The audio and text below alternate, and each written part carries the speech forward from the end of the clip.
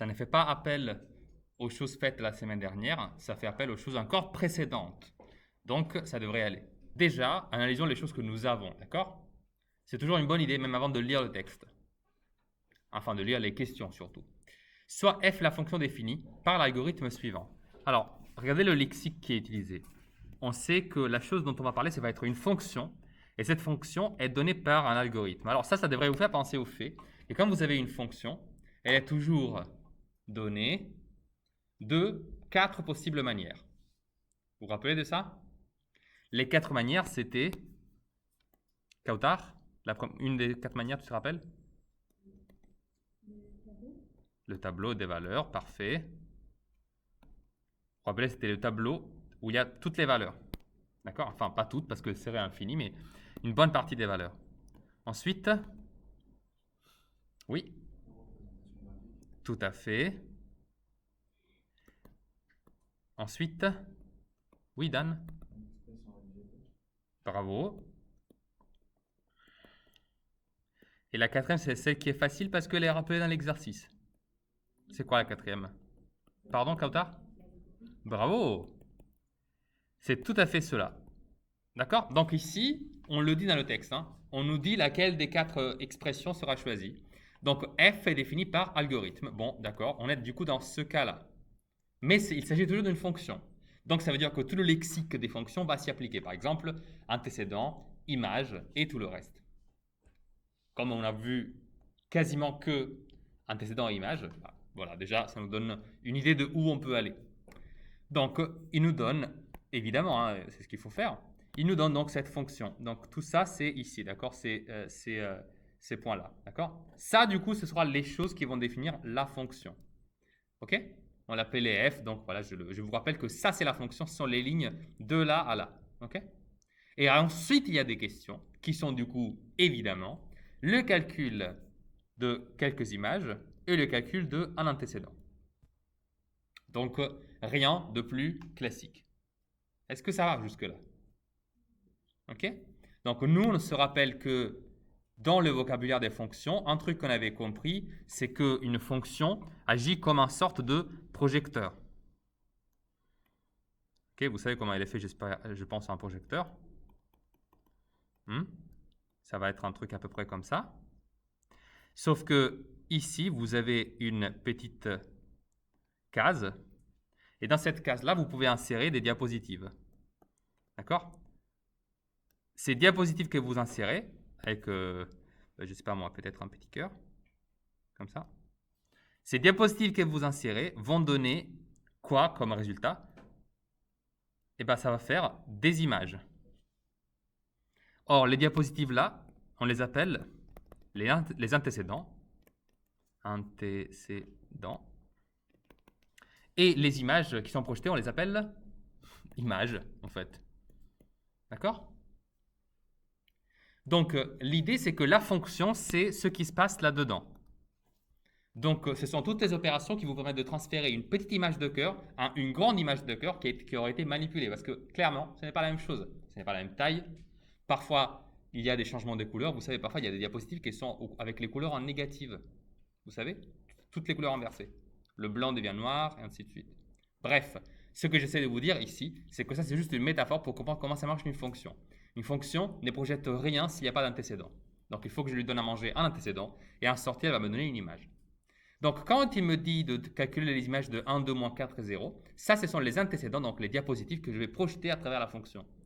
Si je prends 1, imaginons de le donner à manger à cette fonction, d'accord? De le mettre dedans.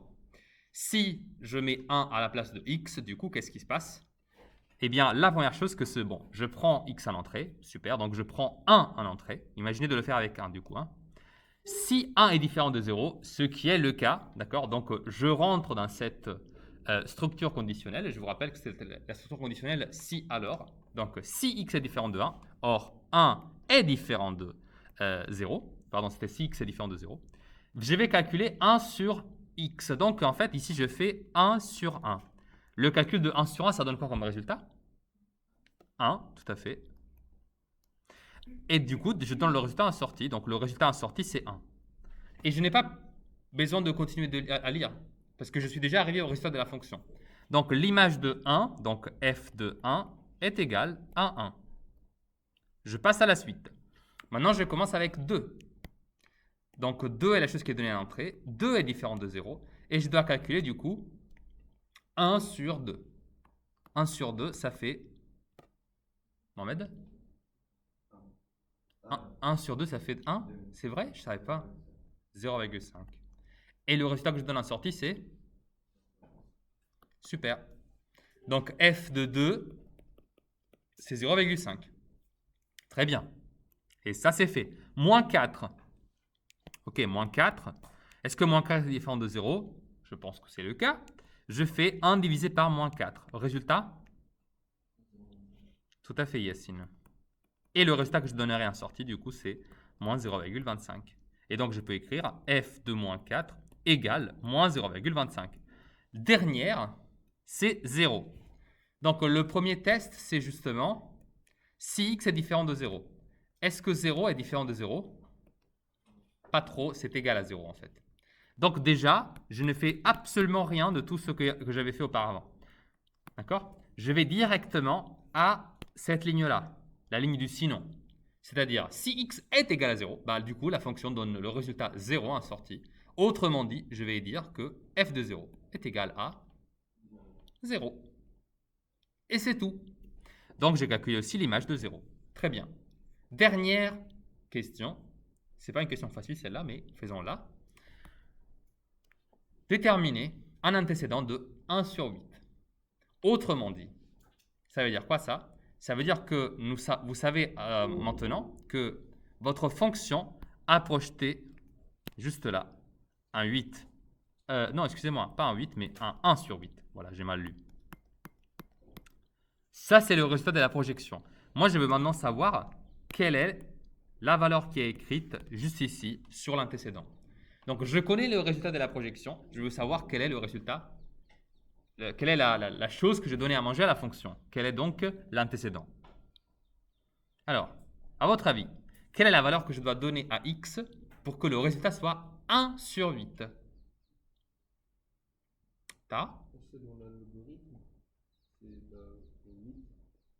Pourquoi 8? Si je fais x égale à 8 en entrée, qu'est-ce qui se passe? X est différent de 0. C'est vrai, parce qu'en effet, pardon, juste je l'écris, 8 est différent de 0, effectivement. Ensuite, Du coup, ça fait calculer 1 sur x, et vu que x c'est 0, ça fait 8. exactement. Donc c'est 1 sur 8. Et ensuite, le résultat donné, du coup, ça va être effectivement celui-là.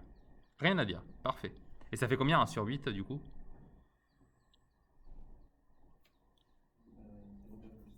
0,125, effectivement. Mais vous pouvez simplement écrire 1 sur 8, c'est pareil. Hein. D'ailleurs, ici, il détermine un antécédent de 1 sur 8. Donc, si vous dites juste 8, c'est très bien, d'accord? Et du coup, là, je vais juste écrire x égale à 8. Ah, excusez-moi, c'est un peu pas très lisible. X égale à 1 sur 8 est un antécédent. Oh, excusez-moi, qu'est-ce que je raconte? X égale à 8 est un antécédent de 1 sur 8. Voilà, comme ça c'est mieux. Ok? Je termine avec ça du coup. Voilà. Parti avec l'échauffement. Je pense que vous savez ce que c'est un carré. Ça devrait aller. Et ensuite, on vous demande de tracer aussi le centre du carré. C'est l'endroit où les diagonales se croisent. Déjà, on va commencer par construire le carré tel qu'il nous a été demandé. Donc, c'est le carré composé de 4 points. Avant de commencer, je fais AB. D'accord? AB, ça va être le vecteur rouge pour moi, qui voit son début en A et sa flèche, donc sa fin, là où il y a la lettre B. Super. Lui, c'est donc AB et je vais me le marquer au-dessus. AB. Et ensuite, j'ai l'autre vecteur, OD. OD, ça va être pour moi le vecteur bleu clair, OD1, dans cet ordre-là. Donc, le départ, c'est dans le centre O. Et la flèche se trouvera du coup sur D. Encore une fois, si vous avez un doute sur l'endroit où mettre la flèche, bah, regardez, D est surmonté d'une flèche. Donc voilà, vous n'avez pas trop le doute là-dessus. Super. Ça, c'est mes deux vecteurs. Donc ça, c'est le vecteur OD. Voilà. Maintenant, moi, ce que je dois effectuer, c'est leur addition. L'addition entre AB et OD. Or, il s'avère que je ne peux pas le faire directement. Il faut que je, d'abord, fasse un petit décalage d'un des deux vecteurs, au moins, pour pouvoir trouver quel est le vecteur qui résulte de cette addition. Comment on fait pour additionner deux vecteurs? Bah, c'est simple, il faut les enchaîner. C'est-à-dire qu'il faut les décaler de sorte à ce que la flèche du premier, donc la flèche de AB, celle-là, se trouve exactement au début de la flèche du deuxième. Donc le début du deuxième, c'est là où il y a le point que j'ai mentionné. Maintenant, il faut que je mette les deux parties vertes l'un sur l'autre, l'une sur l'autre. Encore une fois, la fin du premier vecteur, donc la flèche rouge, doit se trouver au début du vecteur bleu. D'accord? Pour faire ainsi, je vais, dans cet exemple, décaler le vecteur bleu.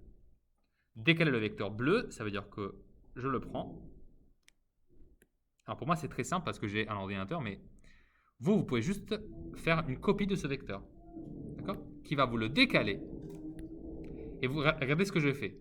Vous pouvez évidemment juste en faire une copie et laisser ici votre première version du vecteur OD.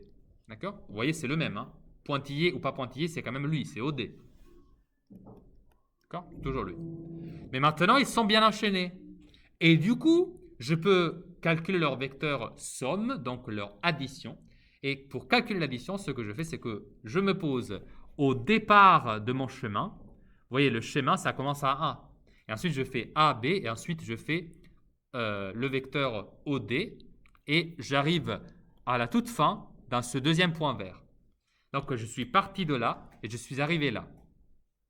Ça veut dire que le vecteur qui va me résumer tout mon mouvement, ça va être le vecteur qui commence là où il y a le point que j'ai marqué avec un petit 1 et se termine là où j'ai marqué avec un petit 2.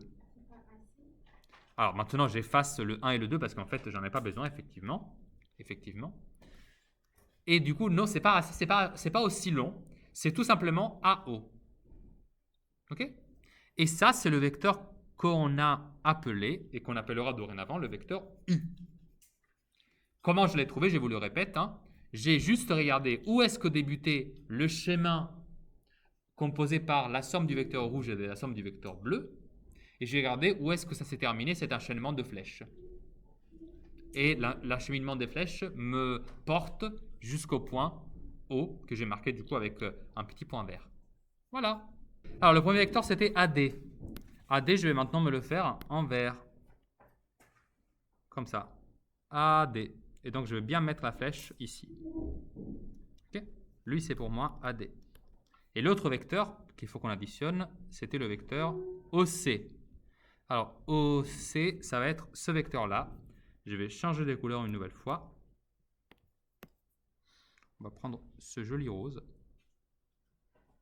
Voilà. Un peu fouchard. Lui, c'est OC. Maintenant, je veux calculer leur somme. Et calculer leur somme, ça revient à les enchaîner. Alors, pour les enchaîner, encore une fois, je vais déplacer le deuxième parce que tout simplement, il est plus petit et donc un peu plus simple à reproduire. Alors, je le prends et je l'ai mal pris. Et bien, écoutez, je me mets dans votre condition et à la place de le copier, je vais juste me le refaire moi aussi. Donc, je débute là et je fais une copie de ce vecteur. Une copie de ce vecteur, ça correspond à ça. Je vais vous faire remarquer, ça c'est encore le vecteur OC. C'est une copie, donc c'est toujours lui. Pourquoi vous êtes sûr que c'est une copie? Vous êtes sûr parce que vous remarquez que si je trace la jonction entre les deux points de départ des deux vecteurs et les deux flèches des deux vecteurs, vous remarquez qu'en fait ça fait un parallélogramme. Et donc vous savez que du coup, grâce à la technique du parallélogramme, vous savez que ces deux vecteurs-là sont le même. Et du coup, pour terminer, vous pouvez évidemment maintenant déterminer quelle est la somme des deux vecteurs. Donc, qu'est-ce que vous faites? vous vous mettez ici et vous allez relier le point de départ du premier vecteur avec le point de fin du deuxième vecteur. Donc en fait, vous tracez ce long vecteur là. Alors lui va être le vecteur somme de AD plus OC et lui ce sera du coup mon vecteur V. Alors je vous fais remarquer que voilà, les deux vecteurs finaux doivent être du coup U et V. D'accord? Ça c'est pour la première question, juste ici. Et ça c'est pour la deuxième question. Ok? Donc le vecteur vert dans le dessin à gauche, c'est le vecteur U, qui est donc le résultat de cette somme. Et dans le dessin à droite, j'ai effectué la somme AD plus OC, ce qui m'a permis de trouver le vecteur V, qui est le vecteur orange mentionné juste au-dessus. C'est très important que ça, ce soit clair, parce que vous pouvez être sûr d'un truc dans la vie, c'est qu'au prochain contrôle, il y aura ça. Sûr. Est-ce que quelqu'un peut me donner les résultats qu'il ou elle a trouvé? Alors, je commence par Mohamed, parce qu'il a levé la main. 12 sur 9, ça devient 4 sur 3. Tony, tu peux me dire la B? Bravo. La C, ça va être Amir. Bonjour Amir, on corrige un exercice. Je suis en train de te demander la réponse à la question C. 21 sur 6, ça se simplifie comment?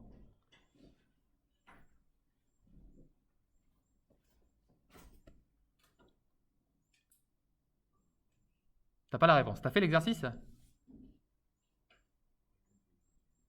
Tu peux parler un peu plus fort? Je t'entends pas. T'as pas fait le 2? Parce que t'as pas lu, parce que tu savais pas, parce que t'avais la flemme. Pourquoi? T'as? D'accord, c'est un rare cas d'Alzheimer à 15 ans. Super. Ok, donc 21 sixième, quelqu'un qui l'a fait? T'as? En effet, si je simplifie par 3, j'obtiens 7 sur 2. 40 soixantième, Caïs.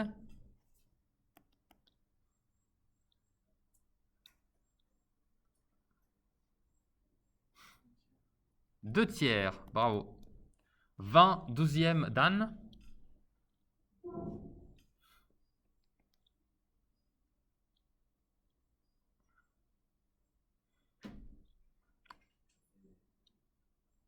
Oui. 4. Moi, je dirais plutôt 5 tiers. 48 sur 28. Celle-là est un peu plus difficile. Oui, Tony. Bravo. Exactement. Alors, comment nous avons obtenu tous ces résultats? 12 sur 9, ça a été une simplification obtenue en faisant sortir du numérateur et du dénominateur un petit 3. En effet, si je fais 12, je remarque que 12 est égal à 4 fois 3 et 9 il est égal à 3 fois 3. Donc, je vais simplifier par 3.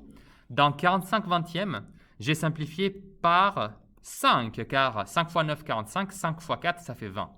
Dans la C, j'ai simplifié une nouvelle fois par 3. Dans 40 sur 60, intéressant, j'ai simplifié par 20 effectivement et pas par bière. 20 bières, non? Non, mais un minimum alors. Tu sais, 20 VIN, ça se prononce comme 20 VINGT. Tu sais, 20 le nombre et 20 la chose que tu bois avec de l'alcool. Enfin, pas que vous voyez quand même. Mais vous voyez ce que je veux dire maintenant? C'était une blague très drôle. Maintenant, je suis. Vraiment, c'est difficile. Hein. Alors, 2 tiers divisé par 20. Moi, je peux essayer tout pour vous réveiller, mais vous restez quand même dans un bon niveau d'endormissement. Alors, 5 sur 3, j'ai simplifié par. Voilà. Là, j'aime mieux, là. Et là, j'ai simplifié par 48 28e. Par 4 encore, effectivement. D'accord? C'est important de le remarquer parce que ce chapitre-là va être vraiment autour de la réécriture des valeurs numériques dont vous êtes très familier, notamment, voilà, par exemple ici 48. 48, on l'a écrit ici comme 12 fois 4. 28, c'était 7 fois 4. D'accord? cette capacité de, avec une certaine élasticité, réécrire les valeurs numériques d'une autre façon, ça va être la clé pour réussir ce chapitre-là. Ok, maintenant, déterminer les diviseurs de 210. Alors ça m'intéresse beaucoup, parce que du coup, ça va nous rappeler les choses que nous avons vues la semaine dernière. Donc, c'est-à-dire, qu'est-ce qu'un diviseur? Alors, comme il y a des personnes, dont Michael, qui n'ont absolument pas regardé les vidéos ni se sont renseignées sur les exercices à faire, visiblement, oh, tu l'as fait. Tu l'as fait celui-là? Le 2, donc les diviseurs de 210, on est d'accord? Ah d'accord, tu as fait le 2, mais ok, d'accord. Pardon, je pensais que c'était le 2 dans la liste parce qu'il y en avait 3. Alors Tony, je vois que tu as fait cet exercice et que tu es même plutôt fier. Alors tu vas du coup m'aider. Mais juste pour ceux qui ne seraient pas au courant, qui n'auraient pas clair le concept, qu'est-ce qu'un diviseur? Alors un diviseur d'un nombre entier, là on parle de nombre entier, hein, et donc ça va être aussi le cas pour tout ce chapitre, quasiment. On va parler du coup de nombres entiers, donc de nombres qui n'ont pas de chiffre par virgule. Donc 210, ça en fait partie. Hein. Et 210, du coup, la question que je me pose, c'est quels sont les possibles autres entiers par lesquels je peux le diviser et obtenir un autre nombre entier? Ok? Je pense que vous êtes assez familier avec ce concept-là. Vous vous rappelez de quoi on faisait les divisions en colonnes. Du coup, 210, alors c'est sûr que tous les nombres entiers, je peux les diviser par 1 et par eux-mêmes. Donc, dans la liste des diviseurs que je peux faire, je vais déjà commencer par dire 1 et 210. Après, au milieu, il y aura d'autres choses. Je ne sais pas quoi, mais il y aura sûrement d'autres choses. Est-ce qu'on est d'accord là-dessus déjà? Bon. Tony, maintenant, je te donne la parole. Tu peux m'aider peut-être? Diviseur de 210. Bah, donne-moi tout ce que tu as. 2. Oui. 3. 5. 6, t'es sûr? Oui. Super. Ensuite, 7, parfait. 10. Oui.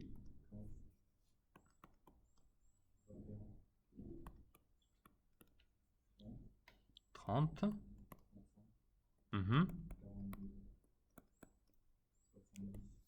J'aurais pas d'espace sinon. 70.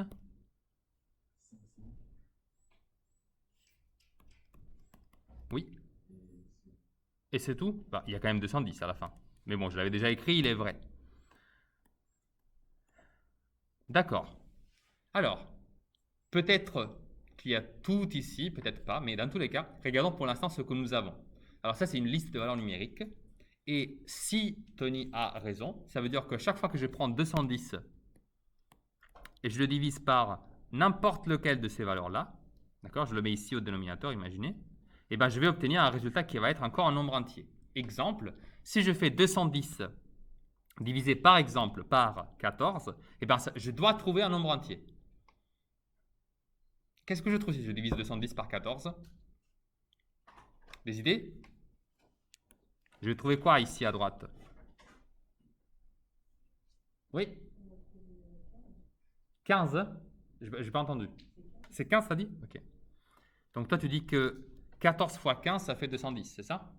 Parce que du coup, on peut regarder la chose à l'inverse et dire, ok, si 210 divisé par 14, ça fait 15, alors il doit être aussi vrai que 210, il est égal à 15 fois 14. D'accord? Est-ce que vous êtes d'accord avec cette affirmation ou pas? Oui? En effet, elle est correcte. Et j'aimerais juste vous faire remarquer un petit truc. Regardez, si on écrit que 210 est égal à 14 fois 15, alors sûrement, c'est vrai que 14 est un diviseur de 210. Mais une autre chose que je peux déduire de ça, c'est que, vous voyez, 15 aussi, il va être un diviseur de 210. Alors, il est vrai qu'il était déjà dans la liste, hein, on l'avait vu, il était juste là. Mais imaginez que, au moment de faire l'exercice, Tony n'avait pas tous les diviseurs non plus. Il n'a pas ouvert un livre et dit les diviseurs de 210 sont tout ça, il a copié. Non, il a fait des calculs. Donc imaginez d'être en train de faire cet exercice. Quelle est la bonne technique? Déjà, quand vous trouvez un diviseur, vous calculez le résultat de la division par ce diviseur hein, de votre entier naturel. Par exemple, ici 210 divisé par 14. Et le résultat, donc le 15, lui aussi, il va être un diviseur.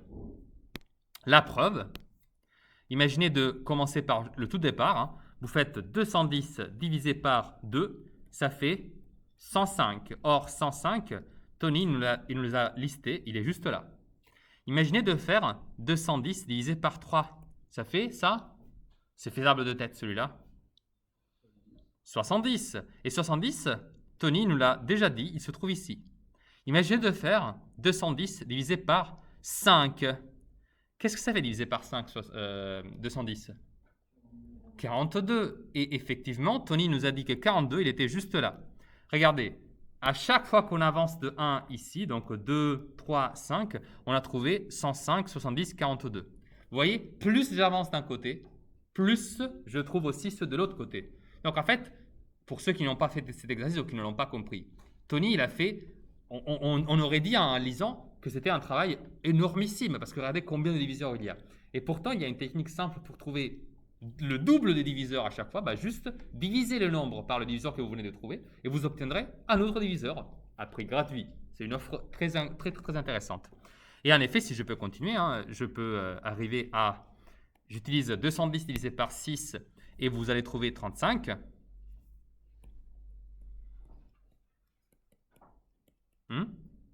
Et 35, il était juste là. On a déjà divisé par 14 et on a trouvé 15, donc ça, pour moi, c'est déjà fait.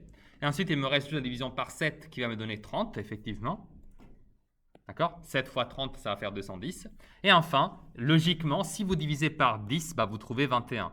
Là, vous le voyez aussi facilement parce que si vous divisez par 10, en fait, vous retirez le dernier zéro. Bon, ça, c'est des opérations plutôt faciles. Donc voilà, une fois que nous sommes arrivés à 14, nous trouvons 15. Et après le 15, vous voyez, on a déjà fait une liste. Donc, on peut s'arrêter là. Vous voyez, on a rejoint la liste des valeurs qu'on trouvait avec la division, avec la liste des valeurs qu'on trouvait en augmentant les possibles, en cherchant les possibles diviseurs, en augmentant le chiffre pour lequel on divise. J'espère que ça, c'est clair pour vous. D'accord? Bon, on en fera d'autres, mais voilà, c'est un bon début. Merci beaucoup, Tony, pour ton aide. Oui. Du coup, on a arrêté de diviser au moment où on s'est aperçu qu'on retrouvait les valeurs qu'on obtenait en ayant divisé. Par exemple, tu vois, quand j'arrive à 15, je me rends compte que quand je fais 210 divisé par 15, ça me donnera 14. Or, 14, je l'ai déjà écrit avant le 15. D'accord? Imagine que je ne m'en suis pas aperçu. J'arrive à 210 divisé par 21. Ça fait 10. Mais 10, je l'ai déjà trouvé ici. D'accord? Moi, j'augmente, je vais de la gauche vers la droite. Quand j'arrive à 14 et 15, je m'aperçois qu'en fait, je commence à trouver des résultats que j'avais déjà écrits. D'accord? Donc, je peux m'arrêter là. Donc, le nouveau chapitre s'appelle arithmétique. J'espère que ça, c'est clair pour tout le monde. Le nom arithmétique vient du fait qu'en grec, arithmos veut dire nombre. Voilà, petite info comme ça. Et on va travailler pour la plupart d'un nombre entier. Donc, les deux choses que nous avons vues très importantes la dernière fois, ce sont du coup la définition de qu'est-ce qu'un multiple dans notre nombre et la définition de qu'est-ce qu'un diviseur dans notre nombre. Alors, la définition des multiples, c'était du coup, alors vous l'avez devant vos yeux, mais quand on dit multiple, on dit toujours multiple d'un nombre, parce que sinon, on ne sait pas trop de quoi on parle, d'accord? La question, en fait, c'est de dire si un certain nombre, par exemple 9, est multiple d'un autre nombre, par exemple 4. Le nombre multiple, il doit pouvoir s'obtenir à partir de l'autre comme une multiplication de ce dernier. Donc, est-ce que vous êtes capable, par exemple, d'obtenir 9 en multipliant 4 fois une certaine valeur? Bien sûr, les valeurs doivent être entières. Tu as dit quoi, Mohamed? Et effectivement, ce n'est pas le cas. Mais est-ce que vous pouvez me dire si 9 est multiple de 3? Oui, il suffit de le multiplier fois. Très bien. Est-ce que 210, il est multiple de 7? Oui, exactement. Il faut le multiplier fois combien? Non, pour arriver à 210. Non, un peu plus. Beaucoup plus. 30. 7 fois 30, ça fait 210. D'accord? C'était une référence à l'exercice précédent, parce que tout est relié. Mais du coup, je pense que vous avez compris le concept.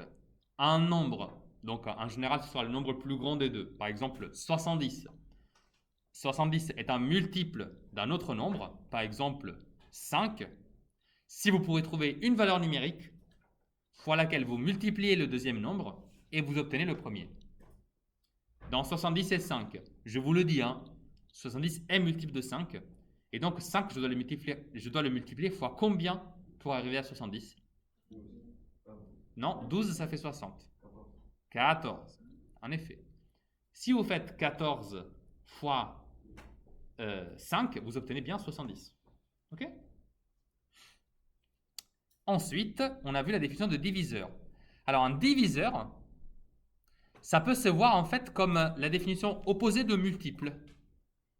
Parce que pour que un nombre soit un diviseur d'un autre, eh ben, il suffit que le deuxième soit un multiple du premier. Je m'explique. Regardez ce que nous avons dit tout à l'heure. Vous m'avez dit, 70 est un multiple de 5, parce que je peux faire 5 fois 14 et ça me donne 70. Logique. Et alors, inversez la chose. Si vous dites que 70 est multiple de 5, et bien alors, 5 est un diviseur de 70. Pourquoi? Parce que si vous faites 70 divisé par 5, ben ça vous donnera 14 exactement, Kautar. Parce qu'on vient de le dire en fait. On vient de dire que 5 fois 14, ça fait quand même 70. Donc quand je fais 70 divisé par 5, bah, je vais retrouver forcément 14. Super. Donc il y a une certaine symétrie des définitions par rapport à un multiple et diviseur. D'accord? L'un et l'autre, ils sont reliés par cet échange des rôles que vous pouvez y faire. D'accord? Ça va? Bon.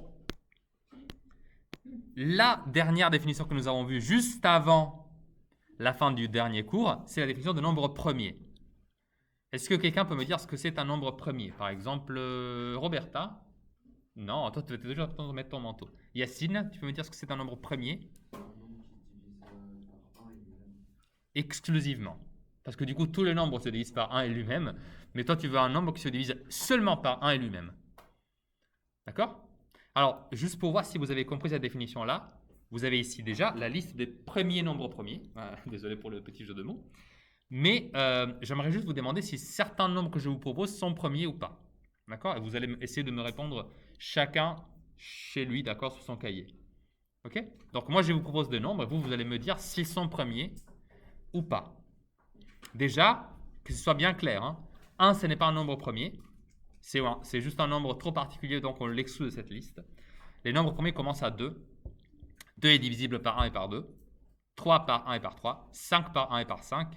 Et ainsi de suite pour toutes les listes, tous les nombres dans la liste ici jaune. D'accord? Alors maintenant, je vous propose quelques autres valeurs et vous allez me dire s'il s'agit de nombres premiers ou pas. D'accord?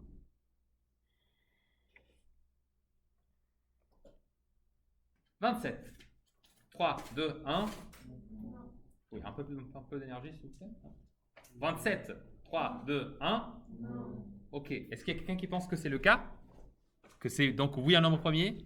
On est bien d'accord, ce n'est pas un nombre premier. Pourquoi? Bah, simple explication, vous pouvez juste l'écrire comme 3 fois 9.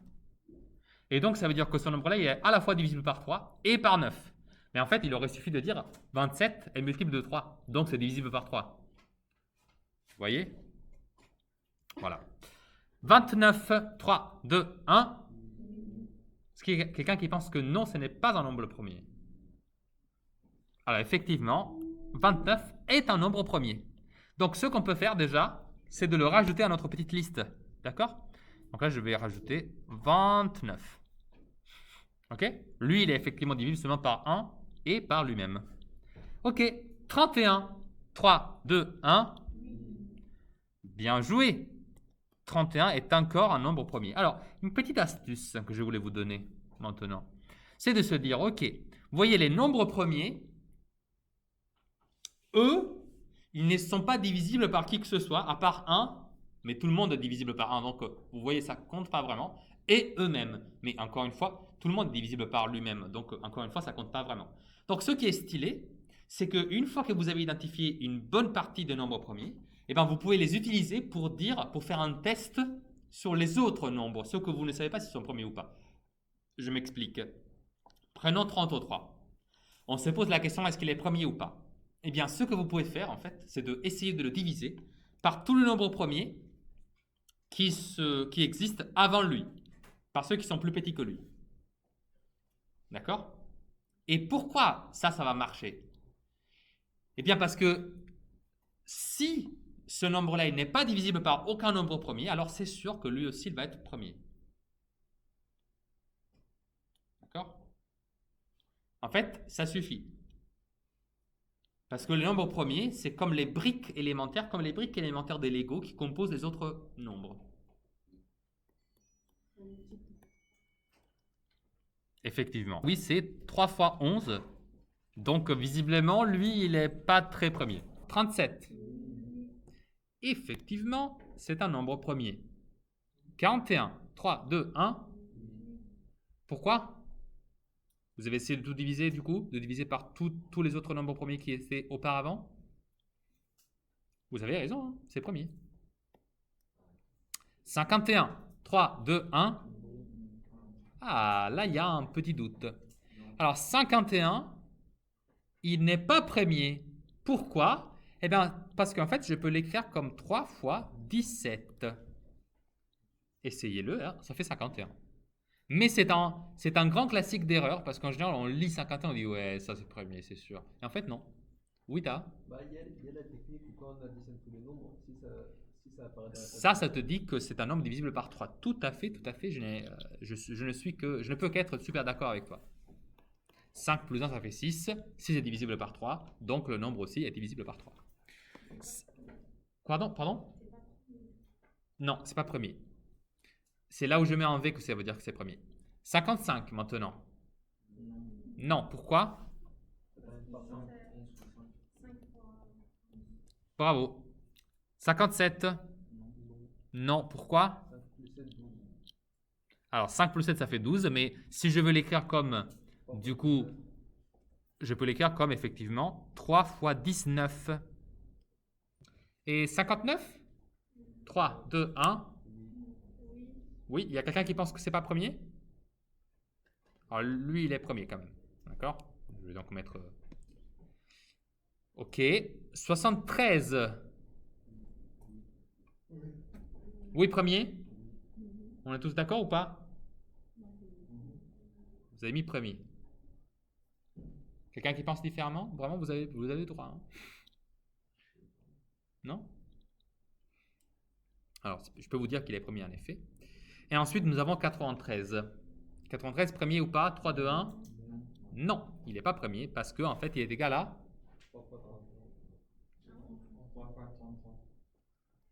3 fois 33, ça marche pas. 3 fois 31, ça marche. 3 fois 33, ça fait 99. Ok? Ok, super. Alors, j'espère que c'est clair. Hein. La raison pour laquelle je peux affirmer que un nombre n'est pas premier en l'écrivant comme une multiplication, c'est que du coup, si j'écris que, par exemple, le dernier que nous avons fait, 93, il est égal à 3 fois 31, du coup, ça veut dire que, par exemple, 93, il est divisible par 3 et par, du coup, par 3 et 31, en plus que par 1 et 93, bien sûr. Ça, c'est sûr. Ça, c'est vrai pour tous les nombres. Hein. Bon, alors, maintenant que nous avons parlé du coup de nombres premiers, restons avec des exercices pour nous aider à... Ça va, Caïs? Okay. Pour du coup essayer de jouer un peu avec les nombres. Et j'ai une petite question préliminaire à vous poser. Est-ce que vous vous rappelez de comment on fait les divisions en colonnes? Oh non, ça c'était longtemps. Moi j'ai quand même sûrement, je pense, le double de votre âge. Je pense que si moi je m'en souviens, pour vous c'est super récent, hein. C'était il y a 6 ans, normalement. Il y a 6 ans c'est chaud, hein. 6 ans c'est pas beaucoup. Et maintenant, on fait tout des têtes. C'est vrai? Ça fait combien 79 divisé par 6 de tête avec le reste? Ah bah ça, c'est une bonne question. C'est vrai, t'as. Non, mais Résol- attendez, hein, je peux- Faisons une belle résolution. Ouais, mais je peux- 79, attends. 79 divisé par 6. Ça, c'est une technique de rappel de la division, d'accord? 13,33. Oui, mais encore une fois, moi je veux le reste. C'est ça la difficulté. C'est d'avoir le reste. Tu te rappelles? Rappel, division en colonne. Et vous l'écrivez avec moi, s'il vous plaît. Oui, oui, oui. On va faire ça. Ou on l'appelle aussi la division posée. Hein. Voilà, c'est pareil. Quoi? Qui sait? C'est possible, voire probable. Alors, quand vous avez... Je vais me l'écrire un peu plus, voilà, un peu plus proche. Vous avez une belle division. 79 divisé par 6. Comment on fait? Alors, technique de base. Déjà, je vais prendre mon 6 et je vais me poser la question. Est-ce que 6, il rentre dans le premier des deux chiffres qui sont ici présentes? Est-ce que 6, ça rentre dans le 7? Bah si. 6, il rentre dans 7. 7, il est plus grand que 6. Tu es d'accord ou pas? Donc, déjà, j'écris que, effectivement, ça rentre une fois. 1 fois 6, alors, ça fait? À chaque fois, quand vous faites ce mouvement-là dans votre tête, hein, c'est toujours une multiplication. 1 fois 6, ça fait 6. D'accord? Et donc là, vous procédez à faire une petite soustraction. Oubliez pour l'instant le 9. Hein, vous faites juste 7 moins 6. Ça fait 1. Ah, génial. Et maintenant, avec votre petit marteau que vous portez toujours avec vous parce qu'évidemment, vous êtes des bricolos, vous faites tomber le 9, qui donc fait une belle chute et se retrouve juste à côté du 1. J'ai maintenant 19. Est-ce que... Et là, on recommence. Et donc, on se demande, est-ce que 6, ça rentre dans le chiffre 1? Qui dit oui? Est-ce que 6, ça rentre dans 1? Non, ça rentre pas. Les gars, vraiment, ça rentre pas. Je ne sais pas comment vous le dire plus clairement. Par contre, 6, ça rentre dans 19. Ça, c'est sûr. Et ça rentre combien de fois? 3 fois. Alors, j'écris 3 ici. Et je fais 3 fois 6.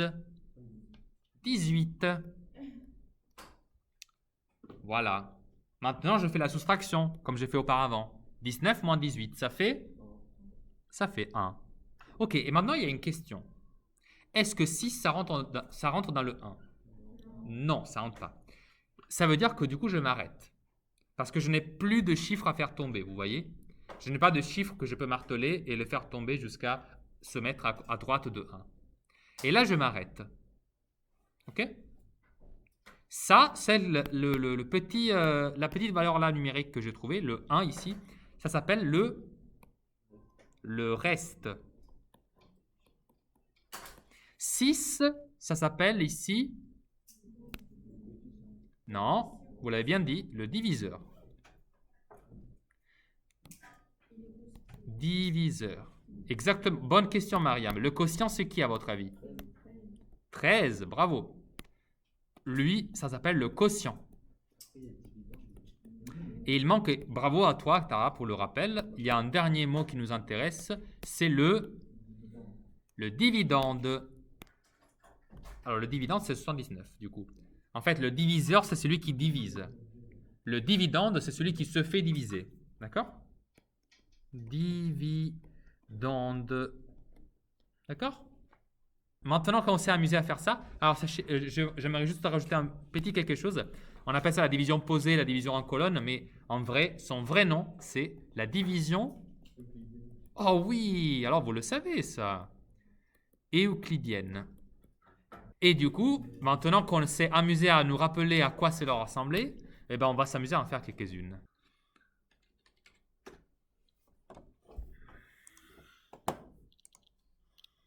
C'est le moment de passer au calcul. 6 minutes, c'est largement suffisant. Surtout parce que les deux premières sont vraiment faciles. Alors, 63.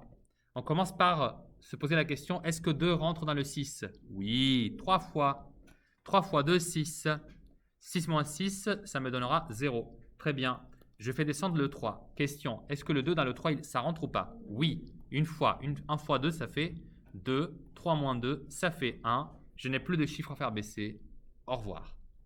Ça veut dire que je termine ici et que donc celui-là s'appellera le... Celui-là s'appellera le... Lui s'appelle le... Et lui, c'est le... Super. Quand on passe à la suite, on fait 11. Alors le 11 dans le 2, ça marche pas. Mais le 11 dans le 25, oui. 11 fois 25, le 11 dans le 25, ça fait 2 fois. 2 fois 11, ça fait 22. 25 moins 22, ça fait 3. Je fais descendre le 2 qui est là, ça fait 32. Le 11 dans le 32, malheureusement, ça fait encore 2 fois. Le 2 fois le 11, ça fait une deuxième fois 22. Il y a beaucoup de 22 ici. 32 moins 22, ça fait 10. Et maintenant, le 11, il ne rentre plus dans le 10. Donc, je suis bloqué. Une petite remarque, cependant, ce serait de dire que entre 11 et 10, il y a une relation. C'est que le reste, nous, on le détermine à chaque fois qu'on remarque que le diviseur, il est devenu supérieur au reste. Et ici, c'était la même chose, vous voyez. Nous, ici, on divisait par 2. Et on a remarqué que 2, vous voyez, par rapport à 1, c'est devenu supérieur. Ici, 10, il est devenu inférieur à 11. Ici, 20, il est supérieur à 1. D'accord ? C'est ça qui arrête le procédé à chaque fois. Le reste, il doit être plus petit que le diviseur. Et enfin, la dernière, qui est demandée un tout petit peu plus de passage, mais pas grand-chose quand même. 8 dans le 1, ça ne marche pas, alors je prends 14, ça fait 1. 1 fois 8, ça fait 8. 14 moins 8, ça fait 6. Très bien, je fais baisser le 1 ici. 8 dans 61, ça rentre combien de fois? Je me rappelle de la table de multiplication de 8 et je fais 7 fois 8, 56. 7 fois 8, 56 du coup. 61 moins 56, ça fait 5. Très bien. Je vais donc faire baisser le 2 qui est là. Et je me pose la question, est-ce que 52, c'est un multiple de 8? Non, mais je remarque que si je fais 6 fois 8, ça fait 48. Donc 6 fois 8, 48. Et là, je me retrouve avec un petit 4 ici. Eh bien, désolé, c'était moi de tête qui m'étais trompé. Je l'avais fait de tête et je m'étais trompé. Hein, ça peut arriver comme ça. Bravo à toi, du coup. Et du coup, le 4 qui était là est devenu plus petit que le 8 qui était là. Et donc, tac, je m'arrête. J'aimerais juste retenir une petite morale. Parlons des rôles. Donc, définition. La division euclidienne.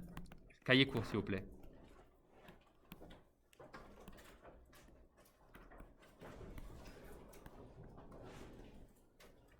Est ce procédé tel que. Et là, on va juste dire les rôles. Tel que. Qu'est-ce qu'on a déduit, nous? Prenez par exemple l'exemple de 252. Oups, pardon, excusez-moi. Prenez cet exemple-là, d'accord? Non, je vais en prendre un plus simple. Prenez cet exemple-là. Ok? Non. C'est juste pour... vous écrivez juste la définition, qui est juste en dessous. Qu'est-ce qu'on a écrit avec 63, 2, 31 et le reste qui était égal à 1? Eh bien, nous, on a dit que du coup, 63 est égal à 2 fois, ne l'écrivez pas ça, fois 31 plus 1. Et donc maintenant, donnons un sens à cette écriture. C'est quoi le sens? Nous, on avait 63 et ça, c'était quoi? C'était son rôle.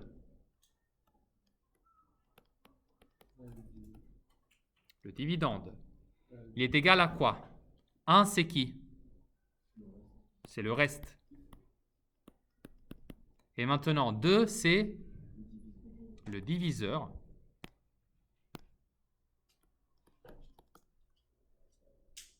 Et enfin, 31, c'est le...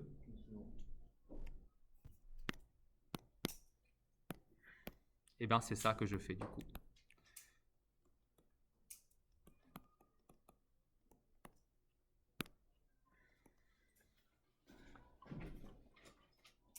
Donc, la division euclidienne, c'est quoi en fait? C'est un procédé qui vous permet de dire que le dividende doit être égal à un diviseur fois un quotient plus un reste, avec une condition. Avec une condition c'est le fait que le reste, il doit être plus petit que le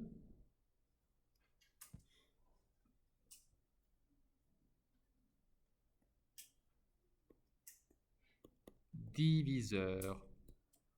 C'est la dernière chose que nous avions remarqué en rose. Vous vous rappelez de ça? Juste avant, je vous ai dit, ah, vous avez vu? Pourquoi on arrête notre division euclidienne? Eh bien parce que le reste 1, il est devenu plus petit que le diviseur 2. Quand vous avez toutes ces belles conditions, vous pouvez parler de division euclidienne.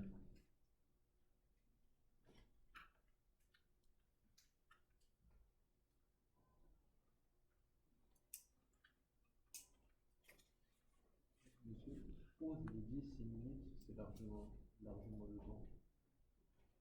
Pour effectuer 4 divisions. Pourquoi c'est... Parce que j'estime que les premières divisions se font en 30 secondes et que la dernière, à la limite, peut prendre un peu plus. Vous avez aussi à copier le texte, ça peut prendre éventuellement 30 secondes. Donc, j'estime que 6 minutes, c'est plus que largement suffisant pour faire tout. Alors, pourquoi je vous raconte ça? Parce que maintenant qu'on a vu comme ça la division euclidienne, vous êtes en train de comprendre comment on fait pour décomposer un nombre. Alors, il y a plusieurs manières de décomposer un nombre, mais la division euclidienne est une des plus fameuses décompositions. D'accord? Une division euclidienne nous permet de prendre un dividende, du coup, et de le décomposer comme un produit de deux choses, le diviseur et le quotient, et d'y additionner, du coup, un reste. Mais le reste, il a cette belle propriété qu'il est donc plus petit que le diviseur. Ok? Pensez par exemple au nombre pair et impair. D'accord? Vous savez ce que c'est un nombre pair? Un nombre pair, c'est quoi? Vous pouvez me donner la définition?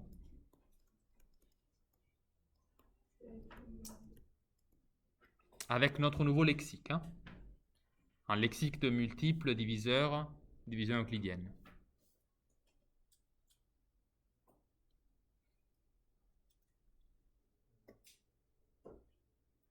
Les nombres pairs, c'est qui?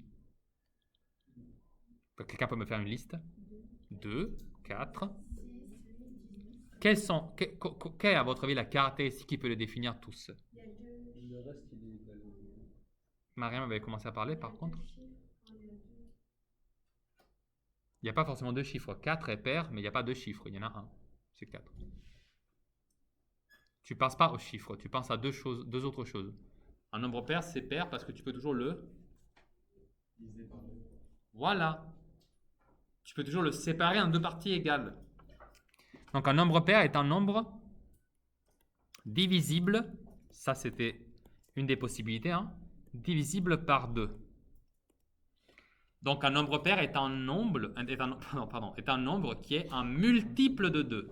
Ça, c'était l'autre manière. Autrement dit, multiple de 2. Effectivement, tous les nombres pairs, en fait, ce sont les nombres qui font partie de la table de 2. 2, 4, 6, 8, c'est la table de 2 en fait. N'est-ce pas? Mais maintenant, alors, comment on pourrait définir un nombre impair?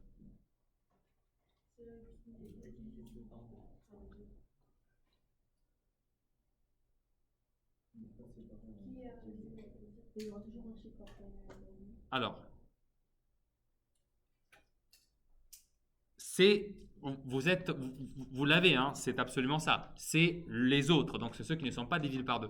Mais j'aimerais bien le dire comme, vous voyez, non pas comme quelque chose de négatif, comme quelque chose qui n'est pas divisé par 2, mais comme quelque chose qui possède une certaine propriété. Alors, non, pas forcément. 7 est un nombre impair, mais il n'a pas de virgule. Enfin, il n'y a pas de chiffre après la virgule. Oui, mais du coup, rappelez-vous toujours, nous pour le moment, on est sans virgule. On n'a pas encore fait cette découverte. Et ce reste, il sera de combien? Parce que tu vois, si moi je divise... quoi? Et c'est-à-dire que le reste 1, il apparaît dans quelle division? Si je divise 13 par 5, ça fait 2 avec un reste de 3. Parce que 13 est égal à 2 fois 5 plus 3. C'est d'accord. Du coup, tu vois, ça ne marche pas. Mais par contre, vous pouvez dire la chose suivante. Un nombre impair est un nombre ayant reste 1 dans la division par 2.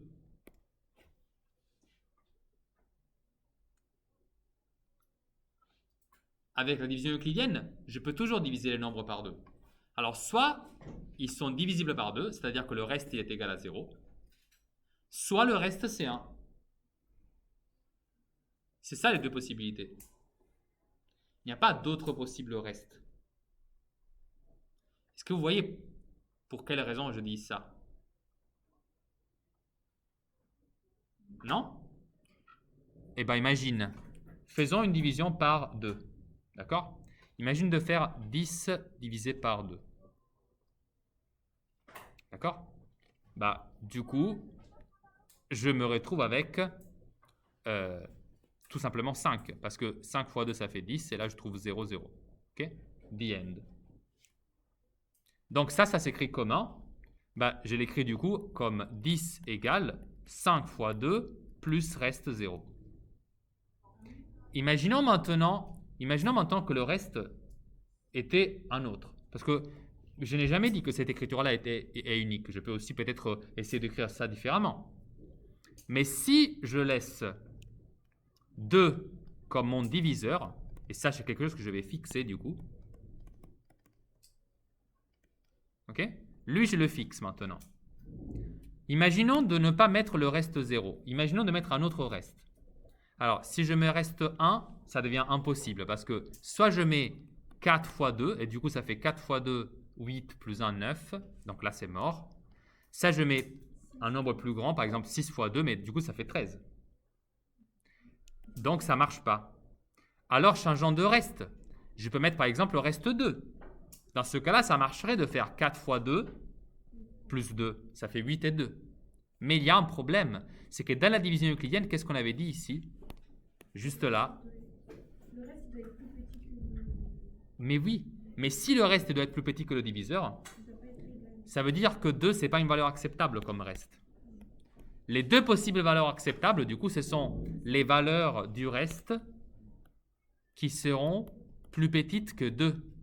Mais quelles sont les deux valeurs plus petites que 2? 1 et 0. Ça veut dire que du coup, un nombre impair va être un nombre qui a comme reste 1 dans la division par 2. Bah, tout simplement parce que tous les autres nombres qui n'ont pas reste égal à 1 dans la division par 2, bah, ce sont le nombre pair. Parce que l'autre reste possible dans la division, c'est 0. Et alors, je vais pouvoir dire un truc, je peux faire une affirmation qui est très importante, c'est que, exploitons la division euclidienne, d'accord? Un nombre n, quand il est pair, il est divisible par 2, on l'a dit. Donc sa division euclidienne par 2, ça donne quoi? Ça va donner un quotient fois 2 avec reste égal à 0. Un nombre impair, que je vais appeler le nombre m, il va être égal à un quotient fois 2 plus un reste égal à 1. Et comme plus 0 en général, on ne l'écrit jamais, on se retrouve avec ces deux définitions pour les nombres pairs et impairs. C'est-à-dire qu'un nombre pair, il s'écrit comme la multiplication de 2 fois un nombre de quelque type, on ne sait pas lequel, mais un nombre. Et un nombre impair, ce sera 2 fois un nombre auquel j'ai additionné 1. Oui. Ça termine le cours d'aujourd'hui. Alors, c'est un cours intense, je sais, mais c'est aussi un cours facile parce qu'on a juste fait des divisions posées. Et ça, c'est quand même stylé.